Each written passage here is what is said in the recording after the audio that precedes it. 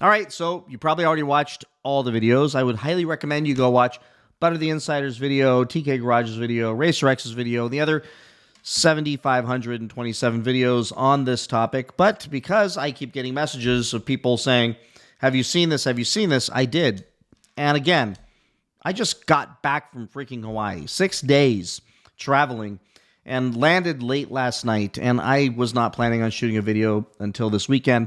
But I realized that, some of you just are the most amazing people in the world, actually want to hear my opinion on this stuff. And my take, and a lot of us have the same take. And that's something that's kind of cool with people I've never met before, that we agree on this stuff. And it's interesting because if you watch Racer X's take, he's talking about it being a Hellcat. If you look at, I think, Butter and TK's, I think they mentioned Hellcat, but also talking about the CUDA, and the CUDA being the one that's going to SEMA. So a lot of different ideas out there and thoughts and opinions. So I'll share mine.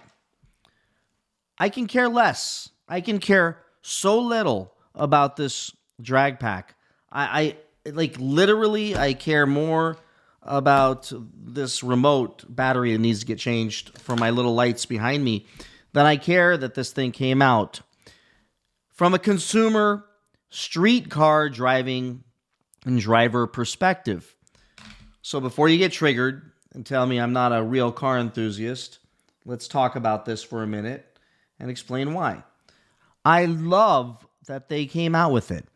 Anything that Stellantis does that brings them back into V8 land is something worth celebrating. So despite the fact that I can care less, because I am not going to buy one of these things, because I am not going to be on a drag strip, that day is probably never going to come. It's just not something I'm going to do.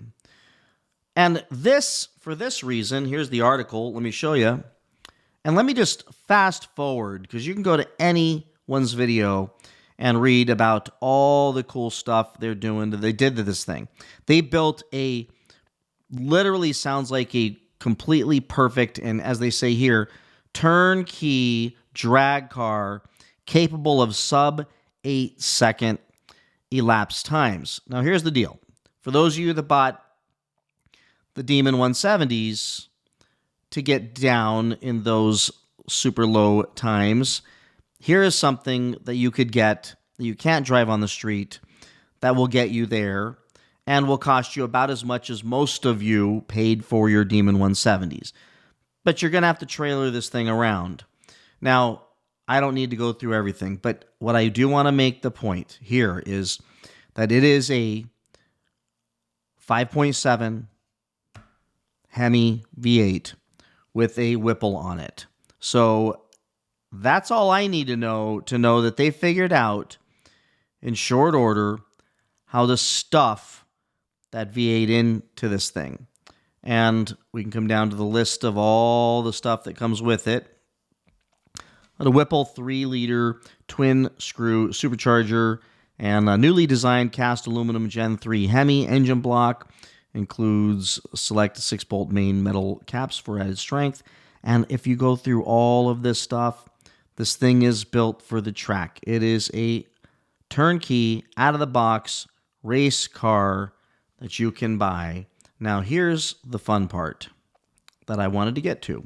And just being the business guy that I am, some of you say that you like that take, and some of you don't, and I totally get it. No hard feelings. Just don't comment that crap because it's not nice. Let's go ahead and look at the part that just, checks most of us out. So this will be a 2026 version. Not sure exactly when you're going to be able to order this thing, but it will be order only. It will be track only, and it will be $234,995.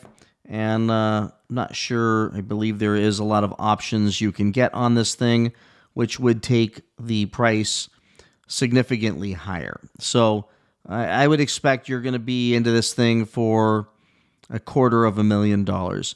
And that's what you do when you're a drag racer. I mean, you're going to spend that kind of money buying or building a professional drag racing car. So that's what you're going to spend. And it's going to be pricey. So 234,000. I assume that's like just the base retail till you start adding all kinds of other stuff on there. And that's what's going on with this thing. So I will leave a link in the description below where you can read everything about this. But what I understand and I'm clear about is that 99% of you will not be buying this car and can care less whether this thing came out. But what I'm willing to do is acknowledge that they came out with another V8. And that's huge, considering the V8s are supposed to be gone forever. Last call, Hemi's gone, never going to happen again. This signifies the first and only car, and in the new body style, the Daytona style, six-pack style body, to have a V8. And it's a 5.7, which means that's probably what we would get. And I would agree with some of the guys out there that are saying, well, if they're going to come out with the Hellcat, it's probably going to be a 5.7. It's probably going to be a supercharged 5.7. That would make all the sense in the world if they dropped a Hellcat, and maybe they call it something else because they told everybody else that they were not ever going to bring the things back again. But that's probably what's going to come when it comes. And I would imagine that when they started figuring out how to fit these engines into this thing, they said, well, it's a lot easier to bring a drag car to market than it is a street production vehicle for all the safety reasons and regulatory reasons. So we get to see that a V8 is possible and it's actually happened. And if you like the drag race, you can drop $250,000 on it, or you can wait, because I would be willing to bet that that's what we're going to get. And I'm good with that. I'm excited about that. If they can drop a 5.7 with a supercharger in it, stuff it into that new body style, I'd be all over. And I still also just got to say, because I've been hard on the twin turbo i6, I rode in that thing. Let's get it. Let's get it.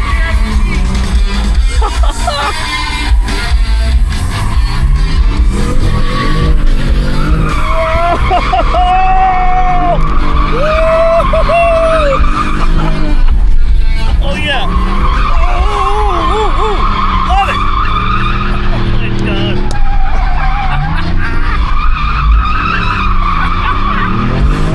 Yeah.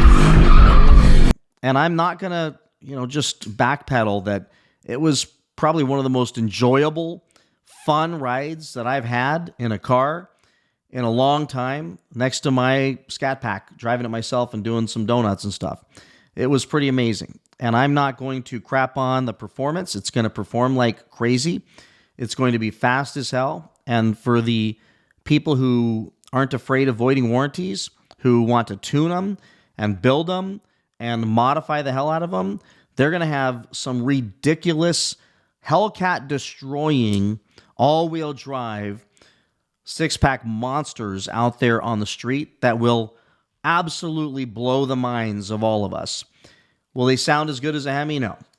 Will it be a real muscle car? That's very debatable. I mean, I just feel like muscle cars got to have the V8s. But for the next generation, who knows? Or for a different segment of buyer, it's going to be pretty amazing. But to see that they dropped a V8 in and showed us it's possible on this limited production, direct connection machine that's going to freaking rip some serious ass down the drag strip, I will tell you this is good news. This is absolute good news. It's positive news. It's not the news we're all wanting to hear. Stellantis, which is Hellcat or V8 coming on, January 2027. That'd be really cool to hear that. But I get it. They got some more work to do. And as Tim said to our face at the Roadkill Nights, to Butter, TK, and I, what do you guys What do you guys think? I'm a magician. I can't work that fast. Give me some time. And that was his nod to us, and I believe that some really cool stuff's coming. But in the meantime, we get little glimpses like this. Glimpses like the car they're going to have at SEMA, the six-pack motorized version that shows what can be done with a much more aggressive hood that could probably fit the V8 in it. So we've got some good things coming. This is nothing that we're all going to want. But if you're into drag racing, you got $250,000, pick one up.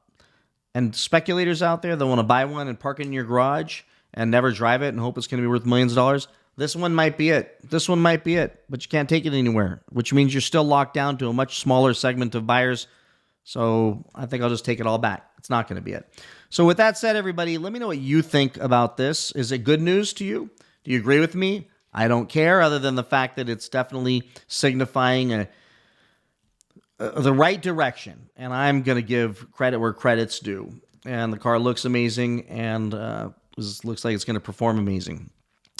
So be sure to comment, like, and be sure to subscribe, because I'm still fighting to get to that 100,000 subscribers. We are so close. And you know, my life's ambition, outside of all the other things I've accomplished, is just to get that damn 100,000 subscriber plaque. And I can't do it without your help. So take a minute, click that little button, and I appreciate it. Talk to you in the next one. Bye-bye.